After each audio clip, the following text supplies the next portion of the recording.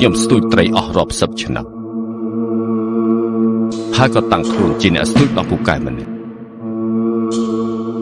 បែរជាចាញ់លុយបញ្ឆោតរបស់ជូកិនប៉ុន្តែមិនដែលមានអ្នកណាស្ទួយត្រីអញ្ចឹងទេ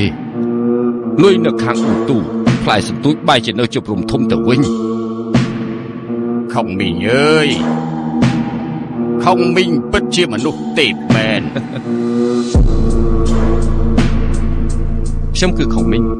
ប្រហាសនាមអ្នកដេកកញ្ចាស់សក់ស្កើងកូនចៅជន់ក្បោះឯងតើឯងមានមុខមាត់អីប្រឈមមុខជាមួយនឹងស្ដេចមហាហាន24អង្គទៅឯងហើយជន់ក្បត់ថយក្រោយឲ្យឆ្ងាយទៅបើសិនជាសម្រាប់លោកនាំតែប្រឡាក់ដាវរបស់ខ្ញុំ